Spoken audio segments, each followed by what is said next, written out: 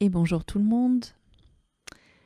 J'ai eu envie de vous proposer cette année un calendrier de l'Avent un peu particulier parce que j'aime bien le calendrier de l'Avent, je trouve ça marrant. Et du coup, l'idée m'est venue de vous proposer tous les jours une petite lecture d'un extrait d'un livre que j'aime bien. Alors ça va être des réflexions, ça va être peut-être des romans, ça va être peut-être de la poésie. J'en sais rien encore, ça vient au fur et à mesure. En tout cas, j'espère que déjà, ça vous fera découvrir peut-être des livres et puis aussi que ça va vous apporter peut-être des prises de conscience, des questionnements ou des sourires, de la bonne humeur. Voilà, j'espère que ça servira à ça.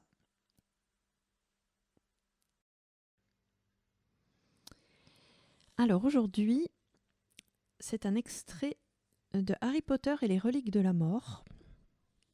Et d'ailleurs, je vais vous lire le conte des trois frères qui explique justement la légende des reliques de la mort.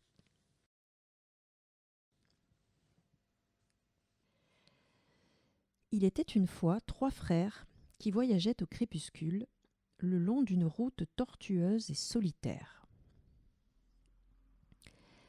Après avoir longtemps cheminé, ils atteignirent une rivière trop profonde pour la traverser à gué et trop dangereuse pour la franchir à la nage. Les trois frères, cependant, connaissaient bien l'art de la magie. Aussi, d'un simple mouvement de baguette, ils firent apparaître un pont qui enjambait les eaux redoutables de la rivière. Ils étaient arrivés au milieu du pont lorsqu'une silhouette encapuchonnée se dressa devant eux en leur interdisant le passage. C'était la mort, et elle leur parla. Elle était furieuse d'avoir été privée de trois victimes, car d'habitude, les voyageurs se noyaient dans la rivière. Mais elle était rusée. Elle fit semblant de féliciter les trois frères pour leur talent de magicien et leur annonça que chacun d'eux avait droit à une récompense pour s'être montré si habile à lui échapper. Le plus âgé des frères, qui aimait les combats, lui demanda une baguette magique plus puissante que toutes les autres. Une baguette qui garantirait toujours la victoire à son propriétaire, dans tous les duels qu'il livrerait. Une baguette digne d'un sorcier qui avait vaincu la mort.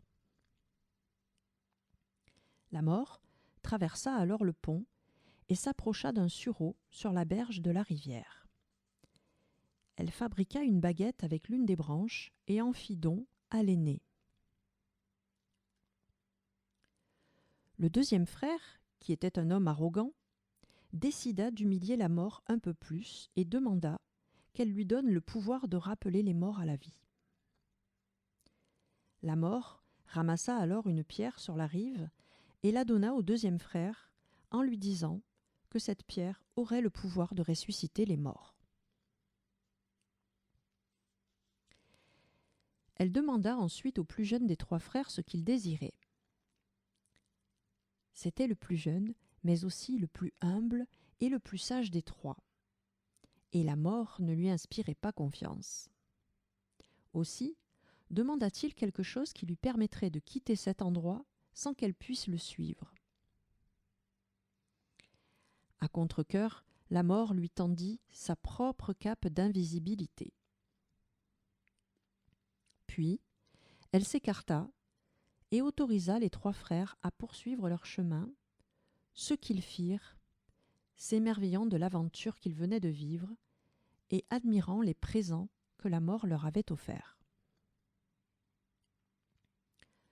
Au bout d'un certain temps, les trois frères se séparèrent, chacun se dirigeant vers sa propre destination.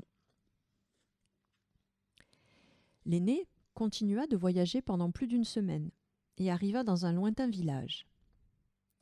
Il venait y chercher un sorcier avec lequel il avait eu une querelle. À présent, bien sûr, grâce à la baguette de sureau, il ne pouvait manquer de remporter le duel qui s'ensuivit.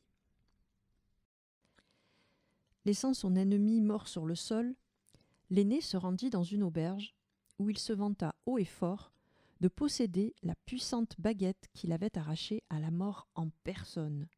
Une baguette qui le rendait invincible, affirmait-il. Cette même nuit, un autre sorcier s'approcha silencieusement du frère aîné qui dormait dans son lit, abruti par le vin. Le voleur s'empara de la baguette et, pour faire bonne mesure, trancha la gorge du frère aîné. Ainsi, la mort prit-elle le premier des 3 frères. Pendant ce temps, le deuxième frère rentra chez lui où il vivait seul. Là, il sortit la pierre qui avait le pouvoir de ramener les morts et la tourna 3 fois dans sa main. À son grand étonnement et pour sa plus grande joie, la silhouette de la jeune fille qu'il avait un jour espéré épouser avant qu'elle ne meure prématurément apparut aussitôt devant ses yeux. Mais elle restait triste et froide, séparée de lui comme par un voile. Bien qu'elle fût revenue parmi les vivants, elle n'appartenait pas à leur monde et souffrait de ce retour. Alors, le deuxième frère, rendu fou par un désir sans espoir, finit par se tuer pour pouvoir enfin la rejoindre véritablement. Ainsi, la mort prit-elle le deuxième des 3 frères.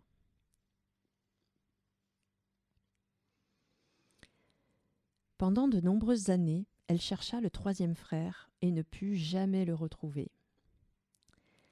Ce fut seulement lorsqu'il eut atteint un grand âge que le plus jeune des 3 frères enleva sa cape d'invisibilité et la donna à son fils.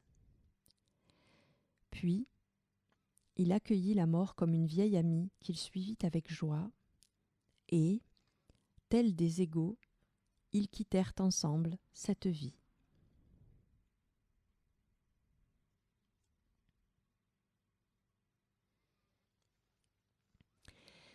Et voilà les amis, le conte des 3 frères, l'histoire des reliques de la mort d'Harry Potter. Voilà, j'espère que ça vous a plu. Je trouve cette histoire très jolie et très symbolique aussi. Alors, je vous souhaite une très belle journée et puis comme d'habitude, je vous retrouve demain pour le prochain extrait. Bonne journée, bye bye!